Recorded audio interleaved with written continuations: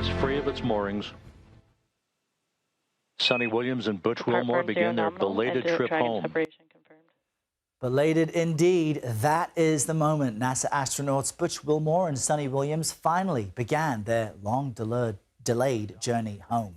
A SpaceX capsule carrying the pair undocked from the International Space Station early this morning, likely while you were sleeping. They're scheduled to splash down off the Florida coast this evening.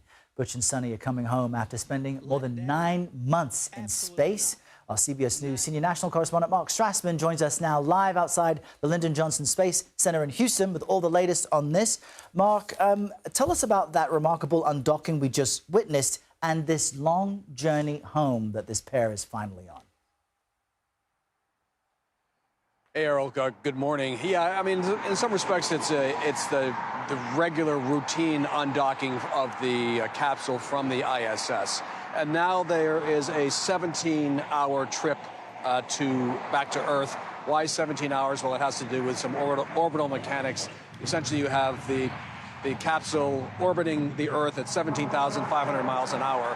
You have a rotating Earth beneath it, and the two have to line up in order for there to be a splashdown tonight at just a couple of minutes before 6 o'clock p.m. Eastern time. And finally, Butch and Suni will be back home. And remember, it's been almost 10 months now since they launched last June. They were supposed to go up for 8 days. They've stayed at almost 10 months. I mean, that is a long trip. And I'm sure that their families here in Houston are just going to be thrilled to have them back. And we just saw some footage, I believe, of what it looks like on board Freedom for the both of them. You know, I was chatting with my executive producer before the show. He gets antsy on a flight from Dublin. What are they to do for 17 hours? Well, and that's very funny, by the way. I'm sure they're going to talk about their space adventure. There's 4 of them, right? They'll be swapping stories. They'll sleep for part of it. 17 hours is a long time. But basically, I think that they also have some tests that they have to go through on the capsule itself as it brings them back to Earth.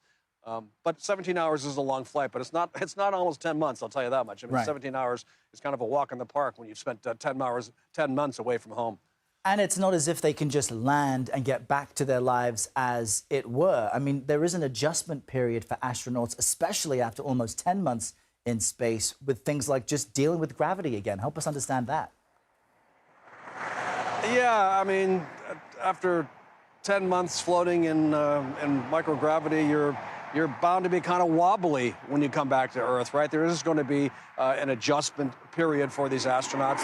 They'll be checked out by NASA's team of doctors once they land here. I'll give you, for instance, they're not allowed to drive for 30 days after they land, right? Just because there is that adjustment period.